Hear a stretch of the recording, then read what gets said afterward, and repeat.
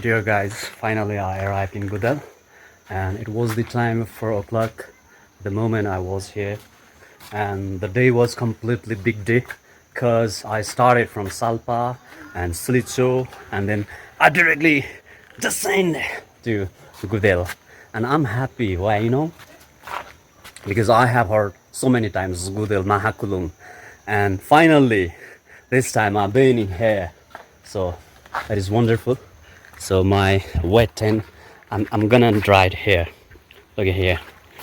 यो सबै भिजेको टेन्ट मैले सुकाइरहेको छु. जुत्ता त शेष नै भइहाल्यो. Good morning dear citizen.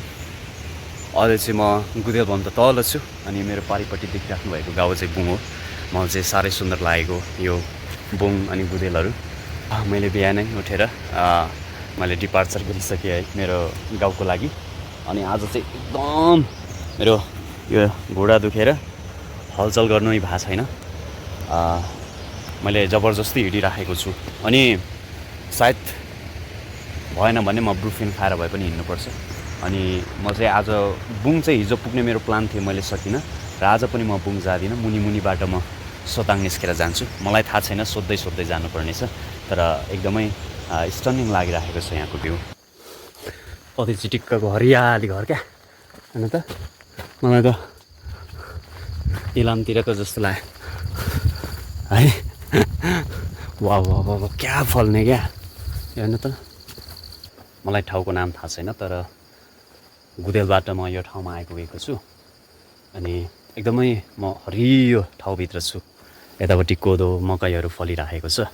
केही लेट्स ह्याभ समथिङ भनेर मैले पकाइराखेको छु. एउटा लामो पुल देख्यो यहाँ माथि पुरा भत्किरहेको छ. माथि गल्तीले यस्तो छ. माथि सिलिचो लेकमा चाहिँ पानीले छुट्यो अनि यहाँ औलमा चाहिँ घामले पेलिरहेछ. म अहिले सोताङ आसपासमा छु. यति घाम चर्किएको छ कि मेरो भिजेको जुत्ता समेत हिँड्दा सुकेको अवस्था छ. यति बेला म वाकु भन्ने ठाउँमा आइपुगेको छु. एकदमै म थाकेको छु अनि यहाँबाटको भ्यू चाहिँ यस्तो छ. यस्तो छ भ्यूहरू. अनि तल हरियो चौर देख्नुभयो हो.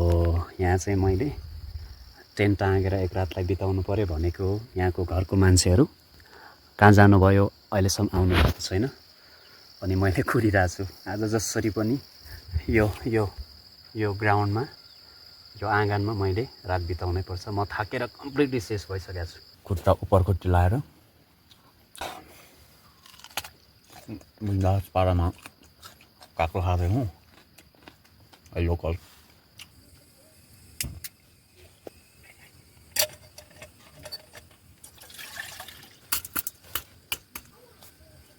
गुड मर्निङ प्रियरो. मापेदुधको गाउँपालिका वाकमा छु. हिजोको नाइट मैले कटाएर सरी उभिराखेको छु. यता पनि पुरा बादल, राति चाहिँ उज्यालो थियो, अहिले बादल लागिराखेको छ. यसरी देखिएको गाउँ वाप्सा गाउँ यतापट्टि पास भयो. तलको त्यो दुधकुसी यस्तो जानुपर्छ. यस्तो गएर यो डाँडा क्रस गर्न साथ जुबिङ गाउँ सुरु हुन्छ, जहाँ चाहिँ मेरो गाउँ पनि हो. त्यो माथि हिमाल देख्नु भएको छ. बिहानैबाट म चाहिँ नास्ता काँक्रा खाँदैछु.